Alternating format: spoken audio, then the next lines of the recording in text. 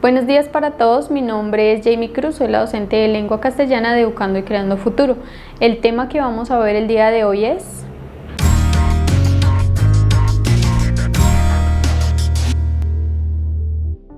el lenguaje. Decimos que el lenguaje se basa en la capacidad de los seres humanos para comunicarse por medio de signos, gestos, señas o signos gráficos. Dentro de este lenguaje encontramos unas oraciones. Pueden ser simples o compuestas. Las simples tienen una sola forma verbal y un solo predicado. Por ejemplo, María se baña todos los días. Otro ejemplo puede ser Carlos corre todos los domingos. Y las compuestas, las oraciones compuestas, están formadas por dos o más predicados. Por ejemplo, fuimos a la playa y nadamos. Otro ejemplo podría ser nos gustó la película, pero fue demasiado larga. La tipología textual. Podemos decir que es la clasificación de los textos y estos textos se dividen en literarios y no literarios. Dentro de los literarios tenemos de narración, unos descriptivos y unos de diálogo.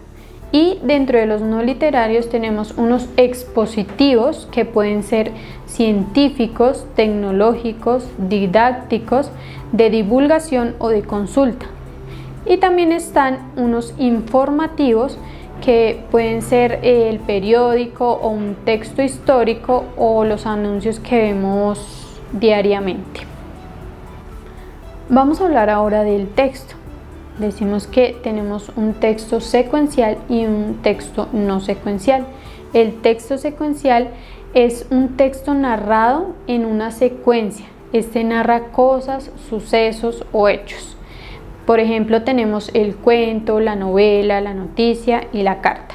Y los no secuenciales son los textos cortos que se originan en unidades semánticas menores como los mapas, los formularios y los gráficos. Ahora vamos a hablar de la cohesión y la coherencia. Decimos que la cohesión se refiere a los recursos y procedimientos que permiten una correcta relación y conexión entre las oraciones. Las palabras y las oraciones deben estar unidas con estructura para que el texto tenga sentido. Y la coherencia es la relación que tienen las diferentes partes del texto.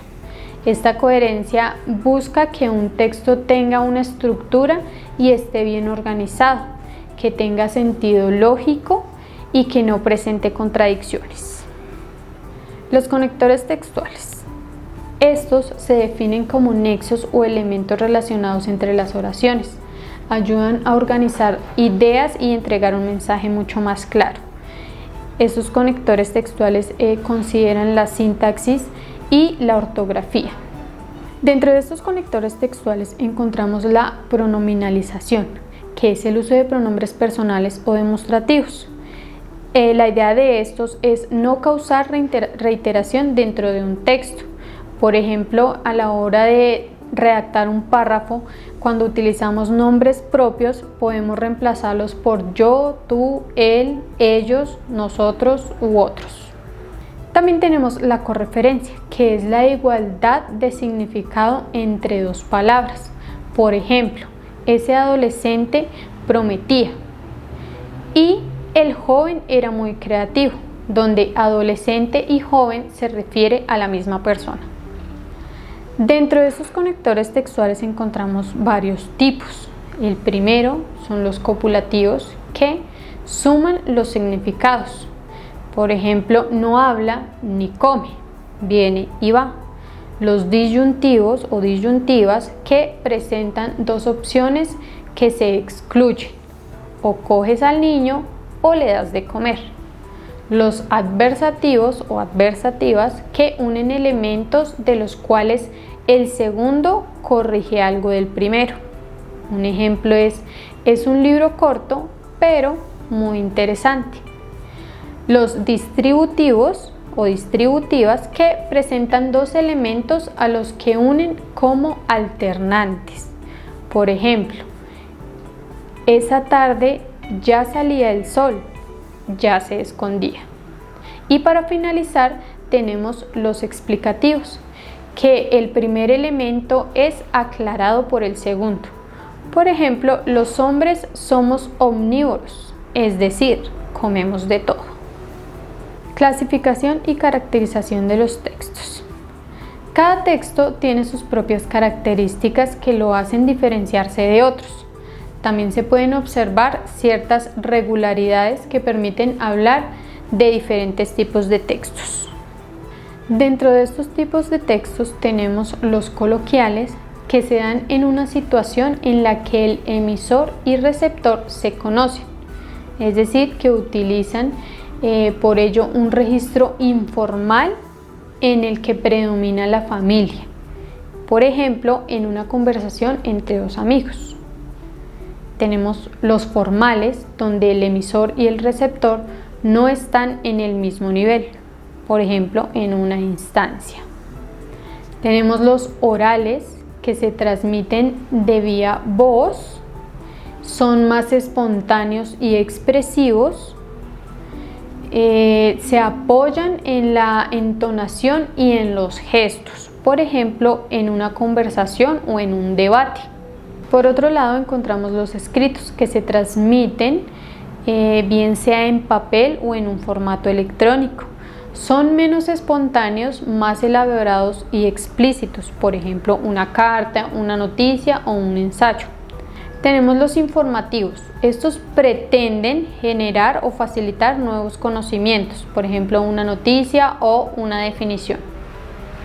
Los persuasivos, estos se inducen con argumentos a creer o a hacer algo. Por ejemplo, los anuncios publicitarios, los discursos de los políticos.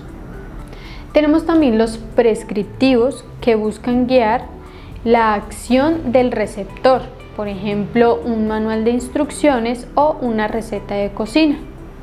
Los literarios, que crean un mundo de ficción insistiendo en la belleza del mensaje, por ejemplo, una novela, una poesía o una obra de teatro. Los narrativos, que cuentan hechos reales o ficticios sucedidos a unos personajes en un tiempo y espacio determinado, por ejemplo, un cuento o una noticia. Los descriptivos, que muestran los rasgos que caracterizan a los seres, objetos o lugares. Y los dialogados, que muestran un intercambio de información con otro u otros interlocutores, puede ser esto en una entrevista o en un cómic. Tenemos los expositivos, que explican hechos, conceptos o fenómenos de forma clara y ordenada. En ellos predomina la función representativa del lenguaje. También están los argumentativos, que defienden razonablemente una opinión. En ellos predomina la función apelativa del lenguaje. Por último, tenemos los periodísticos, que son los generados por medios de comunicación social a través de la prensa. Puede ser la radio, la televisión o el internet. La crónica.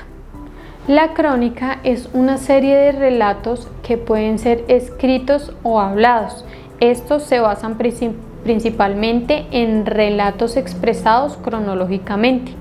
Algunas de sus características son que van en orden cronológico, su orden de narración es en orden cronológico, es el género periodístico más antiguo, tiene un lenguaje claro y sencillo, es más extenso que la noticia y es secuencial, nunca se devuelve. Su función es que sirve como una fuente de consulta para los historiadores, deja constancia de un suceso o acontecimiento y relata cómo sucedieron las cosas. Tenemos varios tipos, tenemos políticos, deportivos, culturales, sociales, informativos y literarios. La carta. Dentro de la carta encontramos dos tipos, una carta formal y una carta coloquial o familiar. La carta formal es precisa y concreta con lo que se quiere decir. Debe ser respetuosa, por ejemplo, escribir señor o señora y el cargo que posee esa persona, el nombre y el apellido completo. En cuanto a la coloquial o familiar, esta va dirigida a amigos o familiares, se usa un lenguaje más coloquial o más familiar que las dos personas, tanto el remitente como el destinatario, lo entiendan. Es informal, pues porque la relación ya es de mucha más confianza. Ahora queremos invitar a todos nuestros estudiantes para que participen en nuestro foro académico, donde se van a responder las dudas o inquietudes que tengan en relación con los temas vistos.